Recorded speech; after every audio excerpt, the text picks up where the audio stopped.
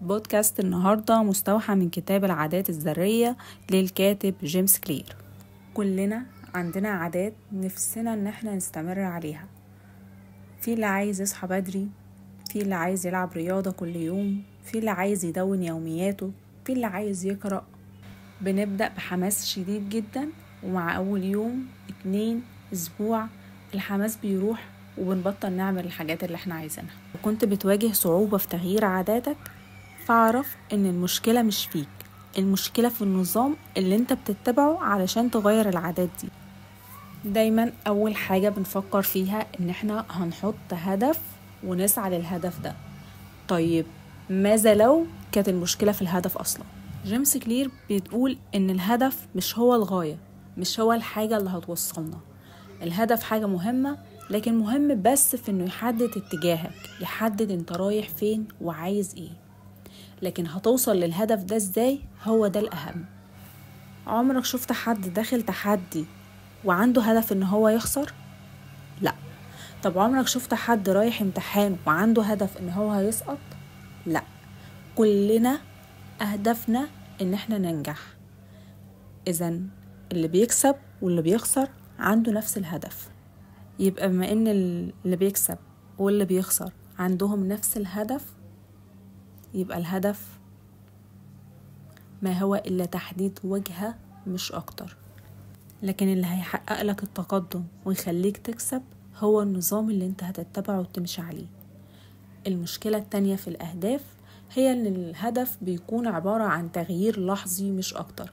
يعني لو تخيلت ان الأوضة بتاعتك في حالة فوضى ومش مترتبة، فقررت ان انت تحط هدف ان انت هترتب الأوضة، فاستجمعت طاقتك وقمت ترتب الأوضة، والأوضة بقت تمام وزي الفل. بعد يوم، في 2، في 3، انت لسه محافظ على عاداتك المهملة ولسه بترجع ترمي الحاجة شمال ويمين. فبعد كام يوم لقيت الأوضة تاني عبارة عن كومة من الفوضى. هترجع تاني تحط هدف وتستجمع طاقتك وترجع ترتب الأوضة. انت هنا بتعالج العرض مش المرض. إذن المطلوب منك انك تغير عاداتك علشان التغيير يبقى مكمل معاك، مش تغيير لحظي. المشكلة التالتة ان الاهداف بتحد من سعادتك، انك بتفضل مركز ومأجل احساسك بالسعادة لحد ما توصل للهدف ده، وفي الغالب بعد ما بتوصله ما بتحسش بالسعادة اللي انت متخيلها، لانك في تحديد الهدف بتبقى ماشي بعقلية اما احقق الهدف ده وابقى شخص ناجح، او افشل وابقى محبط.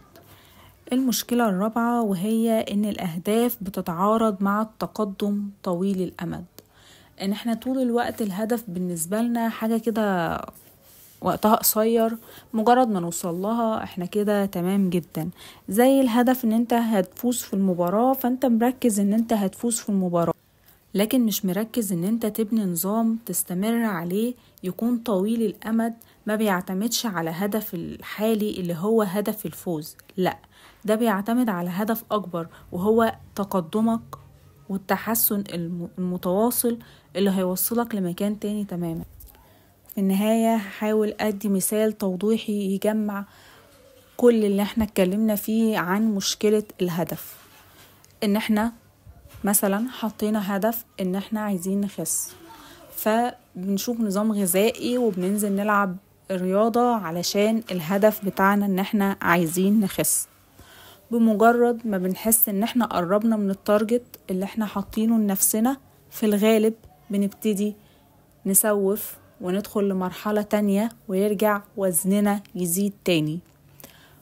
ولو وصلنا للتارجت اللي احنا حاطينه وصلنا للوزن المثالي اللي احنا بنتمناه، فبعد ما بنوصل للتارجت اللي احنا عايزينه بنرجع تاني لنظام الغذاء الغير صحي، وبنرجع تاني نهمل الجيم ونبطل نلعب رياضة، فبيرجع وزننا يزيد مرة تانية. ليه؟ لان ببساطة احنا مش مركزين ان احنا عايزين نكون عادة، وهي ان احنا نلعب رياضة بشكل مستمر، او نكون عادة ان احنا ناكل اكل صحي. احنا ركزنا على الهدف مش على اللي هيوصلنا للهدف، مش مركزناش على النظام قد ما ركزنا على النتيجة. فأهم حاجة إن الهدف هيحدد لنا الوجهة اللي احنا هنمشي عليها، لكن الأهم من الهدف هو النظام اللي احنا هنتبعه علشان نوصل للنتيجة اللي احنا عايزينها. ازاي بقى هنكون العادات؟ ده اللي هنتكلم عنه المرات الجاية.